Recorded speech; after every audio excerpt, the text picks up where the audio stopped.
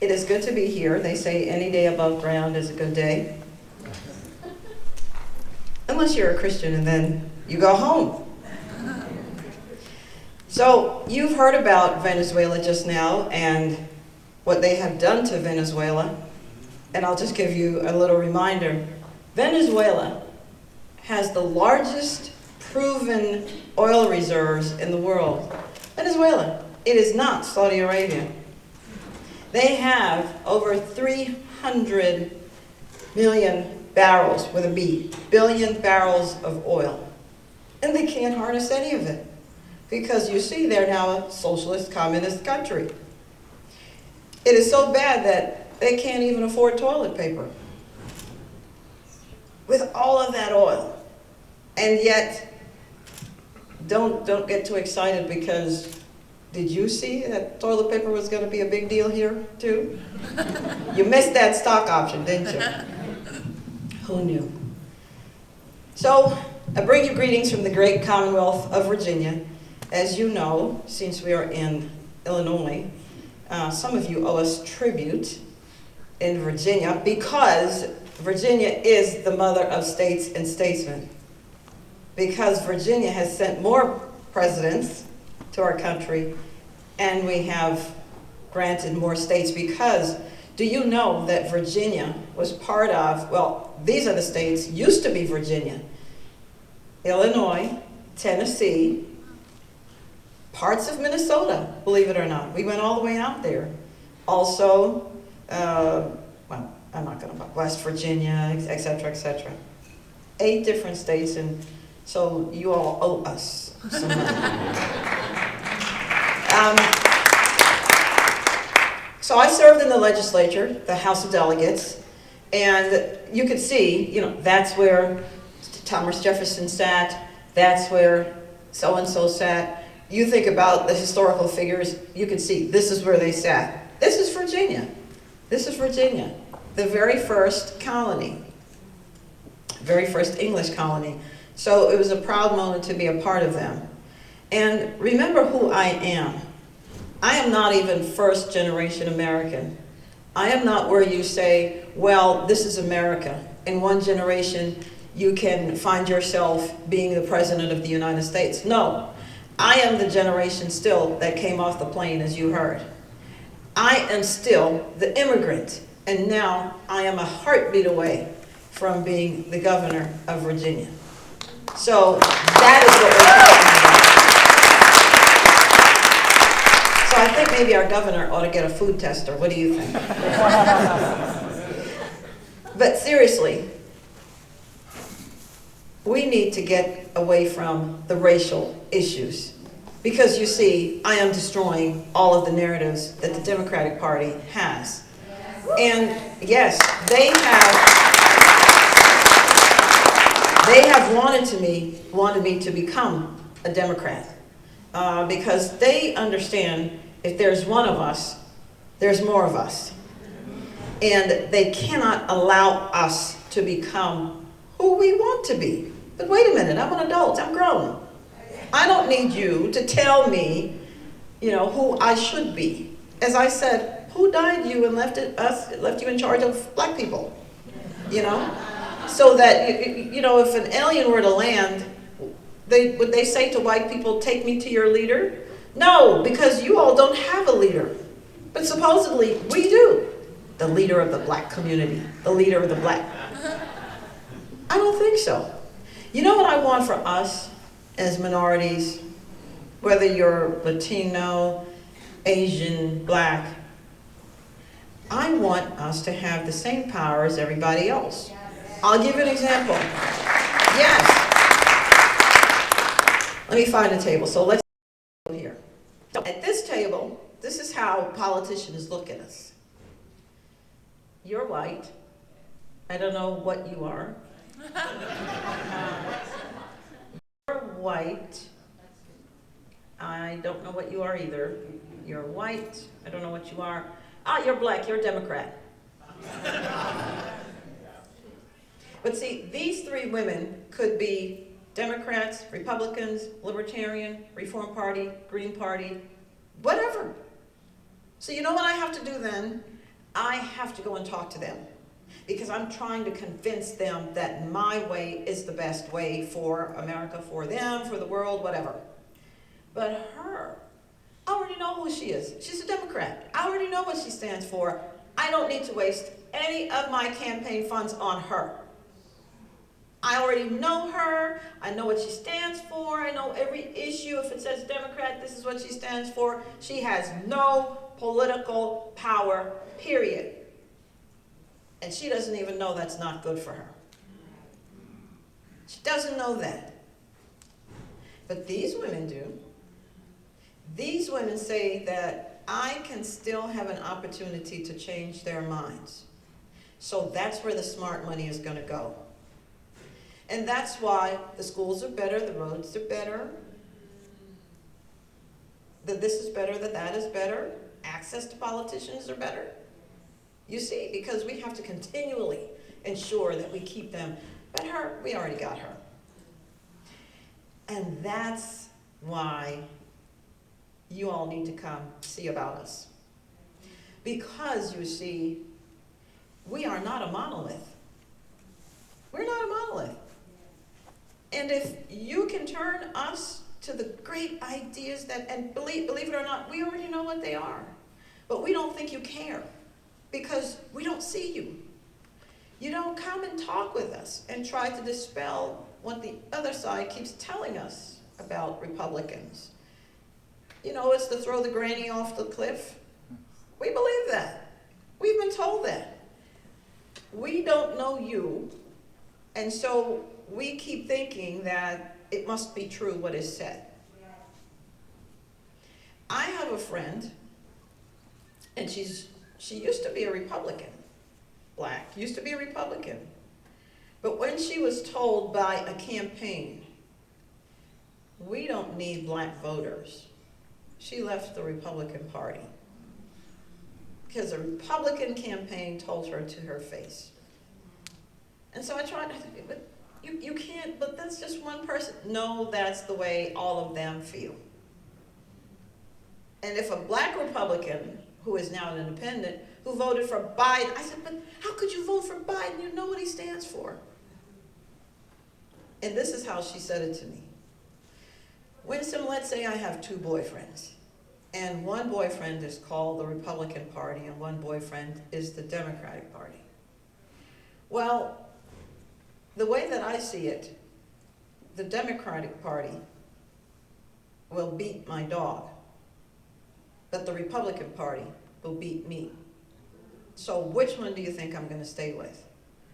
So that's why we've got to do what we've got to do to change, because you've heard the reasons why.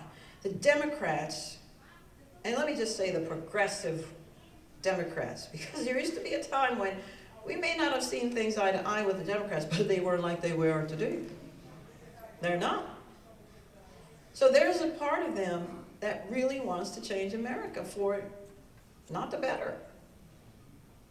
And it takes us, people who look like me, Asians, Latinos, to make sure America stays America. And so what they do, the other side, is they use the historical problems that we have faced for their nefarious purposes. They have an agenda. And so they keep telling us, things haven't changed, things haven't changed, things haven't changed. See, they haven't changed. Your schools are still bad. You still don't have any power, etc., etc. But the Democrats are the ones who have created these problems. You've probably heard me on CNN say from 1890, I believe, when the census, was taken, from 1890 until about 1960, black people were marrying in a higher percentage than white people. And then what happened? The Great Society. We're going to help black folks. And that's what the Democrats did. They're going to help us.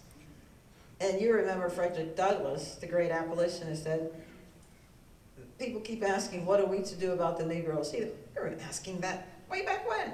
What are we going to do with the Negroes? He said, leave us alone. That's what we want you to do. Leave us alone.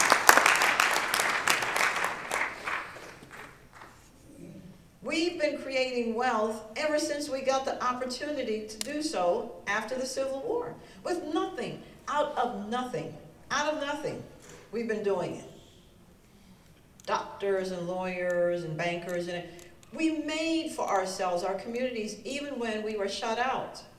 And how were we able to do that? Because the foundation was sure. The American system was there.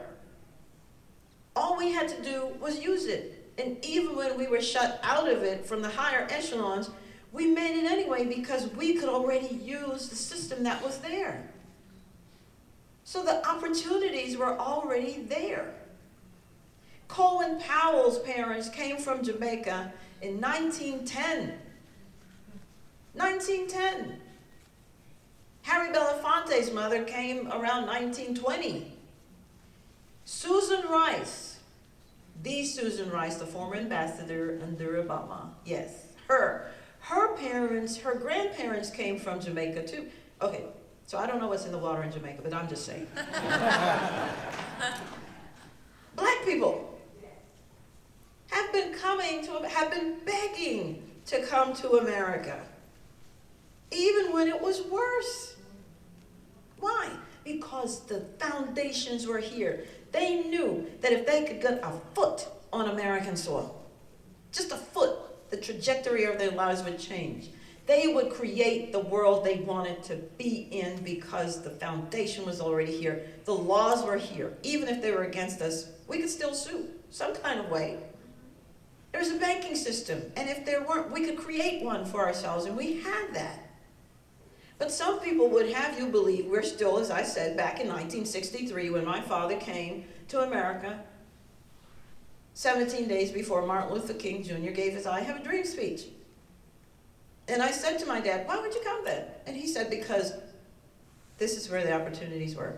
I said, yeah, but it was a bad time for us. He said, this is still where the opportunities and the jobs were. And he said he only came with $1.75. Took any job he could find, put himself through school, and now he's comfortably retired. A black man. The KKK would say to you, yeah, he's black. I don't know, yeah, he's definitely a black guy. So it's not as if he could get around. So if my father could come from another country, another culture, to America and make it, you see what I'm saying? The possibilities are always here, and they must stay. The people at the border, they're dying to get in. Literally, they are putting themselves in unoxygenated tanks. They are sending their children with coyotes, $10,000 US, paying somebody so their child can come to America. Because they know, again, a foot on American soil, the trajectory of their lives will change. It will change. They know that. So if the Democrats were really serious, if they, they say that Republicans are sexist. Well, here I am. They say that Republicans hate immigrants. Well, here I am. They say Republicans are racist. Here I am. It's ridiculous. They would say to the people at the border, don't come, don't come. America is racist, sexist, blah, blah, blah, blah, blah. They hate people, but they don't. They want them to come so that they can use them for their purposes too. And when are we going to get a clue and say, you know what, if they're coming, we better be prepared for them because we need America to stay the America that they're trying to escape to. We need to be prepared to talk with them. You see that the Democrats are trying to get D.C. and Puerto Rico statehood. It's going to happen. We can't put our heads in the sand and say it's not going to. It is going to happen. And the way it's going to happen is they're accusing us of being racist because D.C. is what? Majority black. And Puerto Rico is majority Latino. So obviously you hate Latinos and you hate black people. You see? Shouldn't we just say, we got to reach out to them. We've got to show them why we have the better ideas. You've heard probably the economic description using the 2 cows. Have you heard it? All right. Those of you who've heard it, don't say anything. So the 2 cow description to describe economic principles is this. Let's say you have 2 cows. Well, if it's Nazism / fascism, they shoot you and take both cows. If it's socialism, they take both cows and give you some of your own milk back. If it's communism, they take both cows and sell you some of your own milk back. But in capitalism, you keep both of your cows and you sell one and buy a bull. You get that? So when we run as minorities, as Republicans, it's difficult for us. I had death threats. 20 years ago, I had death threats. The state police had to wire my house and wire my phones. It's crazy. And do you know who they get to come after me? People who look like me. People who look like me to try to stop me, because if they use somebody white, well, then they would be the KKK. Think about that. Think about, and now they're accusing me of being a white supremacist. Isn't that the craziest thing you ever heard? A white supremacist. But in Virginia, we had a governor, who won't be governor for much longer. We had a governor, yes. And you saw the picture that he couldn't remember if he was the one in the blackface or the one under the hood. And then he said, well, he wasn't either. So if they're accusing me of being a white supremacist, then I'm trying to figure out, should I keep my natural blackface or should I go under the hood? Dumb. When you speak to us, remember to give us a future and a hope, because the negative stuff isn't going to work. I hear that all the time. Give us a hope and a future. And I took that from Jeremiah 29:11. I made that part of my campaign. I would say, I would paint the vision that I wanted people to see. This is what I see for Virginia. Come with me. I see where our children are not just surviving, but they're thriving because we've given them a hope and a future, because they have an access to a great education. In Virginia, according to the NAEP scores, and I encourage you to go look at yours, it shows us that by the time our children reach the 8th grade, when it comes to math, 35% of our children are failing who are Asian, 45% of white children, 70% of Latino children, and this number brought tears to my eyes. 84% of black children cannot do math by the time they're in the 8th grade in Virginia. And by the way, when it comes to reading comprehension, 85% of them are illiterate. They could not even really understand what the instructions say on a pill bottle. And you have a problem with me being a black Republican? Really? No. And then when it comes to defunding our police, the stupidest, dumbest thing I've ever heard. Because who are you going to call when your home is being broken into? When you're being assaulted? And that's one reason, by the way, I'm not giving up my guns. Because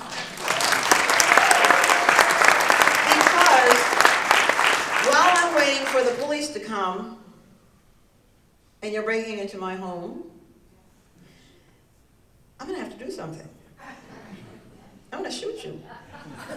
I'll pray for you, but I'm going to shoot you.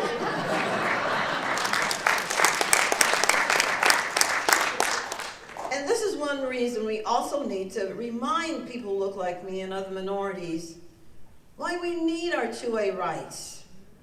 Because Do you know that the very first gun confiscation laws were against black people? Why? Think about that. So we couldn't protect ourselves. Harriet Tubman carried a gun. If it was good enough for Harriet, it's good enough for me. And there is a right that doesn't exist in other countries. You have a right to a gun. Think about that. And they can't take that from us. And do you know who was denied a concealed carry permit when he requested it?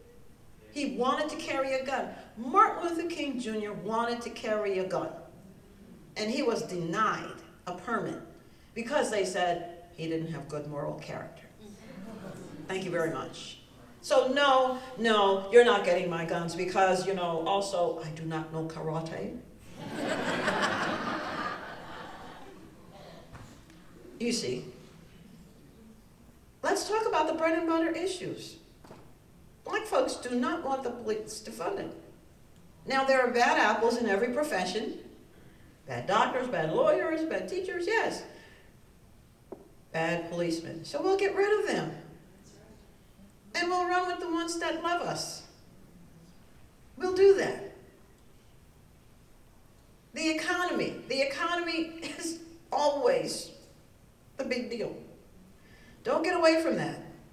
Come and talk to us about the bread and butter issues. It is always the economy, stupid.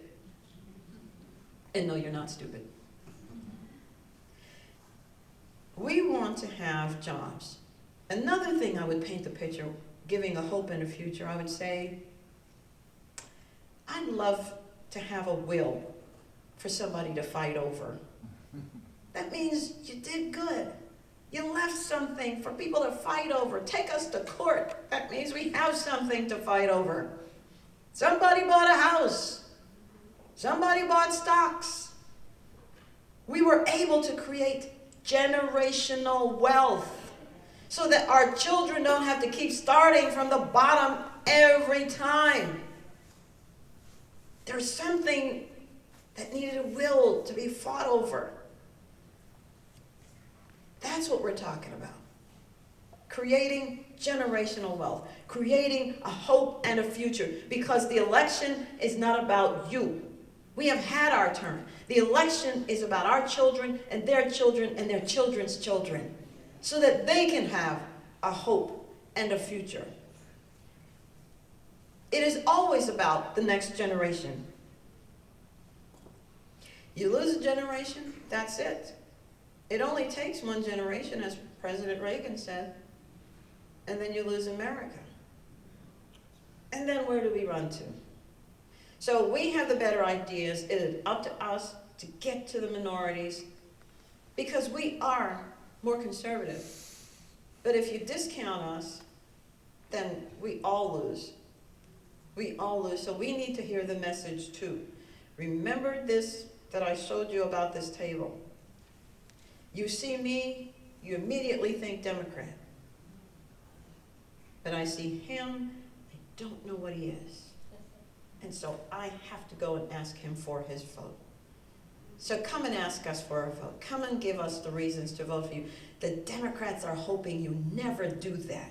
The Democrats were hoping that Republicans would never support me because they know what a danger I am to their cause. And remember, you don't have to win all of us. You just need to win some of us. And that's why it's not a daunting challenge. And remember what Mother Teresa said. You can't feed 100 people, but you can feed one. So come and look for us. Come and see about us. Make us your mission field. Yes, it's going to take money, but this is about America being America. Because we're not on this planet by ourselves. You've heard about China. And last thing I'm going to talk about, I'm almost done, Afghanistan. As a Marine, we were, and by the way, I want to call very quickly, those of you who served in the military, please stand. Army, Navy, Air Force, Marines, Coast Guard.